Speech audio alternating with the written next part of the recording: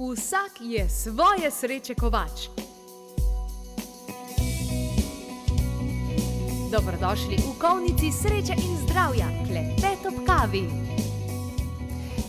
Zadnjič sem videla dve zanimivi sliki. Ena je iz mladosti. Na sredini je mama in otroka se kregata brata med sabo. Moja mama, ne moja mama, ne moja mama, ne moja mama. No, druga slika pa je tašna. Mama je že ostarela, otroka sta odrasla in vsak na svoji strani tvoja mama, tvoja mama, tvoja mama. No, kakšna je realnost, kako je pri vas doma? Ali so otroci dolžni poskrbeti za svoje starše? Na kakšen način, kako se lahko tukaj dogovorimo, da bo mir v hiši in da bodo vsi zadovoljni? V moji družbi iz ezoteričnega društva Arhelika pa Anita Reher. Lepo pozdravljena, dobrodošla. Zdravo. Si videla to sliko? Moja mama, tvoja mama, tvoja mama.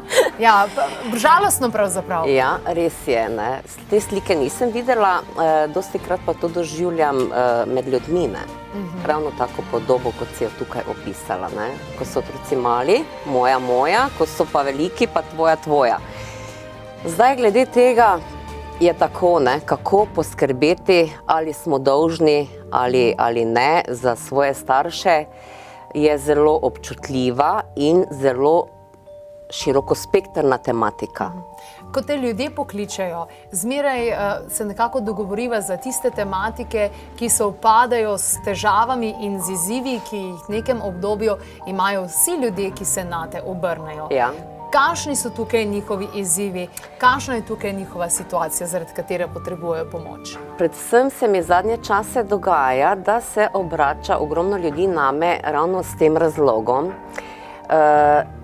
da so dejansko zdaj postavljeni pred dejstvo, starši ne morejo poskrbeti več zase, zdaj pa ti skrbi. Ne? Ti boš zdaj dobila vse pisano, samo ti boš skrbela za mene v dom, pa jaz ne grem. Ne? Taki odzivi. Zdaj tukaj to potegne marsikaj za sabo. To vemo, hodimo še v službo, imamo svoje otroke, svoje obveznosti. Skrbeti za ostarelo osebo je zelo odgovorna zadeva, ki pa lahko tudi zahteva, ne vem, določeno nego, za katero mi nismo usposobljeni. Potem so tu starši, ki ne dovolijo, da pride kaka negovalka na dom in vse mogoče variante. Tako da to je res ena taka tematika, zaskrbljujoča za marsikaterega, tako za starše, kot tudi za njihove otroke predvsem. Kakšna je tukaj rešitev? Verjamem, da ne obstaja ena formula, vsaka družina vendarle je drugačna, ampak če pogledamo samo osnovo, je otrok dolžen poskrbeti za svoje starše? Sej na koncu koncev starši so tudi nam so nas previjali, pa so nam skrbeli za nas, pa se pa to zamenja. A ni to nekaj naravnega, v nekem naravnem ritmu? Ja, kak za koga? Marsikdo bi rekel, ja, seveda je tak, ne. Pa ni ravno tako, ne, zato ker dejansko mi pridemo sem živeti svoje življenje. Starši tukaj za nas skrbijo nekje prvih 20 let povprečno in to je to. Potem pa je na nas, da gremo po svoji poti, da se tukaj znajdemo, kakor vemo in znamo. Ampak, ker seveda ljudje znamo zelo komplicirati, odnose znamo zakomplicirati, čustva pomešamo v vse mogoče situacije in posledično tudi pride potem do teh navzkrižij v odnosu. Velikokrat se zgodi, da recimo je več otrok in eden je tisti, ki je pač ljubljenček, ostali pa so na stranskem tiru.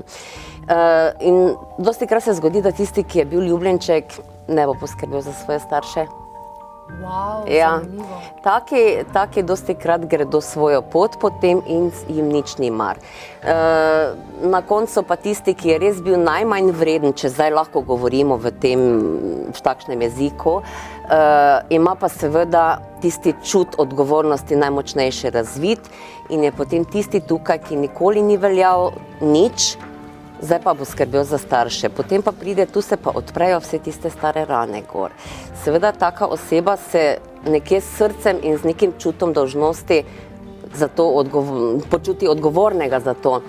vendar ne pomisli takrat v tistem danem trenutku tudi na posledice, ki bojo tukaj s tem prišle. Ne. To se potem začne odražati, ko že pol leta se muči, pa se trga, pa služba, pa zdaj k mami ali pa k očetu, pač k staršem, pa še to narediti, pa ono. Ne. Nismo roboti, ne gre vse skupaj. Ne? Treba je dobro premisliti tukaj, kaj, koliko, in tukaj bi predvsem otrokom položila na srce, da stopijo skupaj, da se pogovorijo, kdo bo imel domačijo, kdo bo skrbel v kakšni meri, ali starše v dom.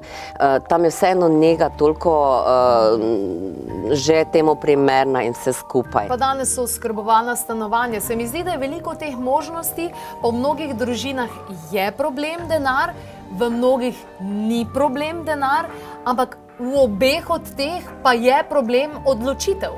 Tako, ja, ker ne en, ne drugi ne upa dovolj pogumno stopiti naproti. Ampak kdo bi tukaj mogel stopiti pogumno naproti? Ali moramo počakati na ostarele starše, da bojo rekli, nič, zdaj pa tak ne gre več, ti ne boš mogel tega vse skupaj s službo in z ostalimi obveznostmi, grem jaz v neko varovano stanovanje ali pa v nek dom, v nekaj manjšega, a ne? Ker vemo, da naši starši so gradili za 4 generacije hiše in tako naprej, ne? Je to na tem, da starši morajo to narediti, ali mora otrok to narediti, da reče, lej, zdaj pa se bomo mogli drugače zmeniti, takle ne gre več?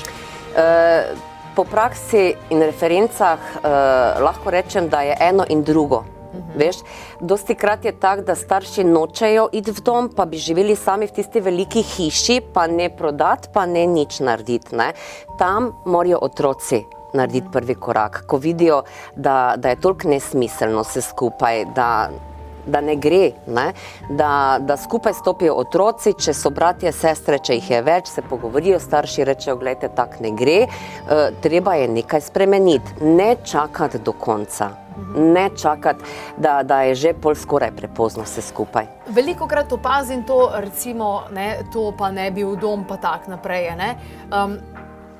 Velikokrat pa vidim v domovih in tudi gostimo v naši oddaji res tiste pozitivne upokojence, ki so šele zaživeli v domu, ampak v dom niso prišli, ko so bili že rastline, ampak dejansko mnogo prej in so potem res kvalitetno živeli. Danes pa se mi zdi, da se res preveč čaka na to, da se potem kakolk zlomi ali pa ne vem karkoli, ker je v bistvu že prepozno in potem samo vegetirajo tam. Tako, domovi sploh niso noben bav. To je ena taka krasna institucija, kjer res lahko ima človek na jesen življenja eno zelo kvalitetno življenje, z svojimi vrstniki se družijo, še vedno so agilni, naprej razmišljajo, delajo. Prav fajn jim je tam, no? Mislim, prav luštno se imajo. Če gredo pravi čas, seveda, ne? Da so tu starostniki, ki so še pri močeh, tako kot si rekla. V drugem primeru, ki smo ga pa izpostavili, imamo pa tudi take starše, ki pa seveda vidijo, da so otroci razpeti med službo, družino, ki so si jo ustvarili in sami rečejo, gledajte, dragi moji, jaz grem pa zdaj v varovano stanovanje, ne, ker tam se še sami skuhajo, poskrbijo zase, tako da ne boste vi imeli nobenih težav. In to je super, tako mora biti. Tako da bolj zdravo je tisto, ko starš vidi, da ne vem, recimo jaz ne bom nikoli od mojih otrok zahtevala, da bojo za mene skrbeli, jaz sem sama zase dolžna poskrbeti za mojo jesen življenja, ne. Tako pač to je v življenju. Zdaj pa, ker smo ravno v tem obdobju, da smo v enem takem vmesnem frekvenčnem obdobju inkarnirani, ko je razmišljanje bilo 40 let popolnoma drugačno, kot pa danes, recimo, ne. In smo ravno v tem precepu, bom rekla, da to paleto barvno združimo, da se barve lepo zlijejo. Ampak potem bi pa kakšen lahko rekel, torej, ko bom ostarel, potem sem za smeti, prej sem jim lahko jih pedenil, ne? Zdaj moram pa sam zase poskrbeti, ali kako? Ja, dostikrat se zgodi, da tak ljudje starejši razmišljajo, ampak to ni tako, ne? To pomeni, da dejansko oni so recimo dali po svojih najboljših močeh otrokom, koliko so lahko dali. Trudili so se, bili varuška, ne vem, so pomagali, ampak pa pride čas, ko pa je čas tudi za njih, da začnu živeti dejansko, ne? In v enem, recimo, domu za ostarele, kot smo rekle, imajo idealne možnosti, da tam res živijo, da se razbremenijo vsega, dobesedno vsega.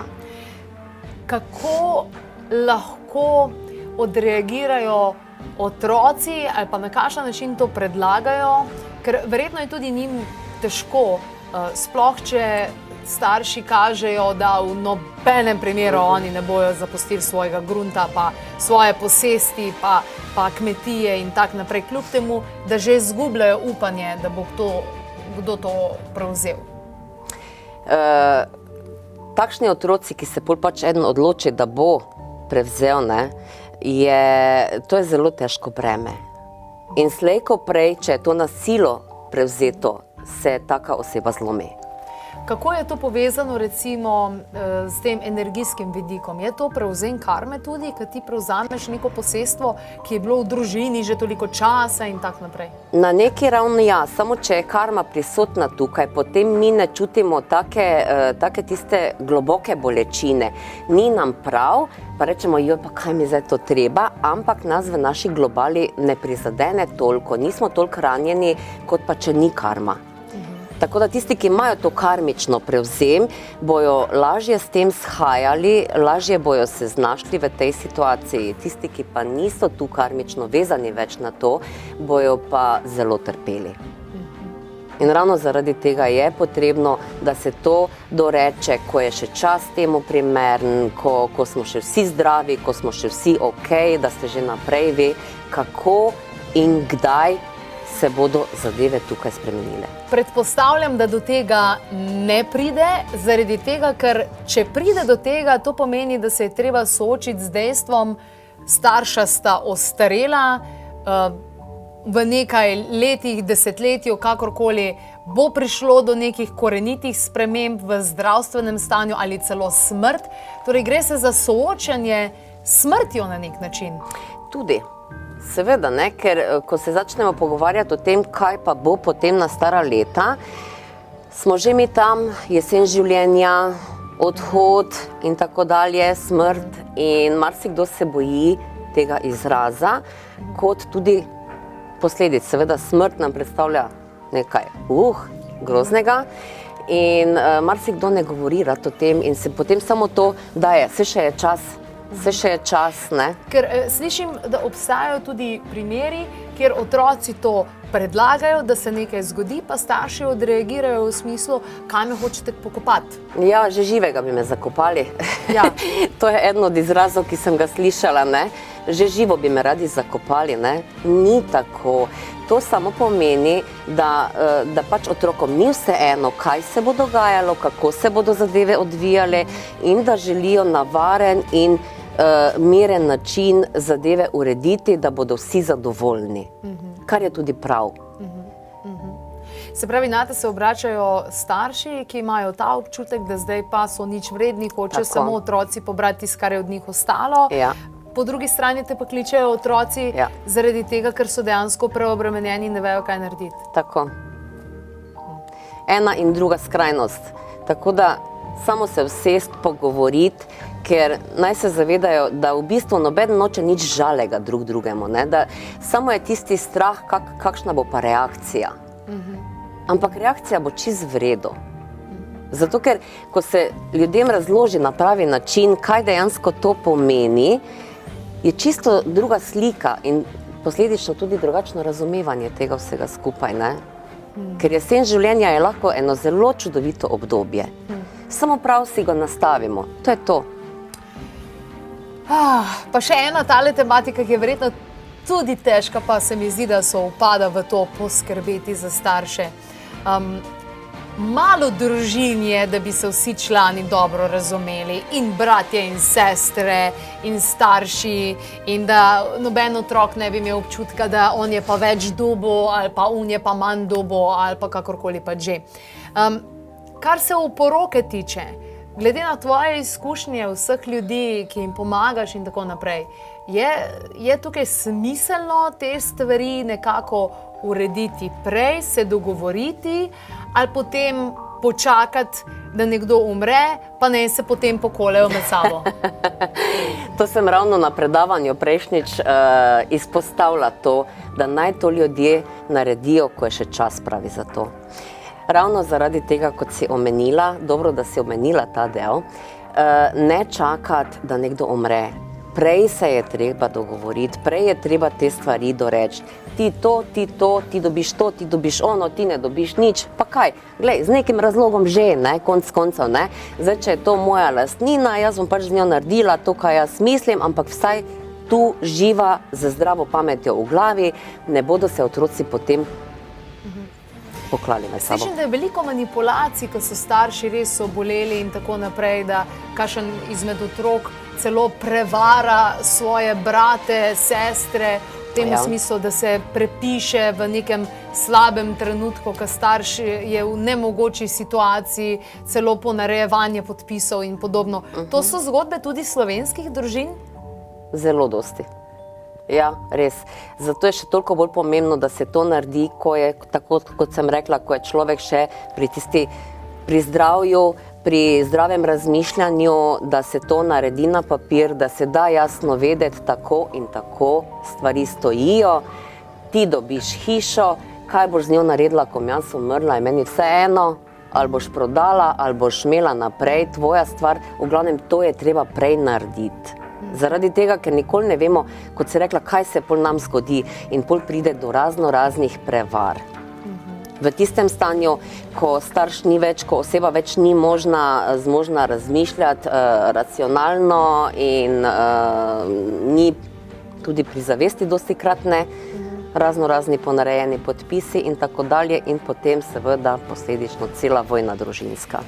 Je torej odgovornost staršev, da dajo pobudo in navodilo svojim otrokom, čas je, da uredimo oporoko, čas je, da se dogovorimo, kdo bo skrbel zame, če pride do česa. Tako bi moralo biti. Zato tisti starši, ki so še pri močeh, ki so še zdravi, ki so zdaj tukaj še agilni, je prav, da to naredijo zdaj. Če pride karkoli, ne vem, čez nekaj let, nesreča, karkoli, se še vedno to lahko spremeni, če je temu tako. Ampak dajte to narediti takrat, ko je čas za to še, ko smo še v redu, ne pol, ko smo že z eno nogo nekje drugje. Kolikor se hočemo izogibati tej tematiki v družini, na vseh teh srečanjih, se zdi, da je najlažje, če se pač enkrat soočiš skupaj, sedeš pa zmeniš. Prej, ko to naredijo, boljše je. Res. Potem se pa zgodi, da eden od družinskih članov umre, pol pa, tako kot si rekla, pol pa cela vojna, pa med otroci in ta dediščina in to je moje, ne boš tega imel, to bom jaz imel. Nesmiselno. Nesmiselno. Nič ni to naše. To je tako skupaj. Tako tu ostane konc koncev, ne? Jaz rečem, še tiščalo jih bo. Najlepša hvala. Anita Rehar je bila torej v naši družbi. Danes smo se pogovarjali o tem, ali je odgovornost otrok, da poskrbijo za svoje starše in katere so tiste stvari, ki se jih moramo v družini čim prej dogovoriti oziroma se čim prej usesti in pogovoriti o vseh takih in drugačnih možnostih. Ja, prijetni pogovor lahko že naslednjo nedeljo izkoristite za vse tiste neprijetne pogovore, ki se jih morda izogibate že dolgo časa. Ta izvir je res nekaj posebnega, tudi energijsko, ker jaz do zdaj nisem uspel dobiti nekega druga izvira, ki bi bil tako energijsko močan.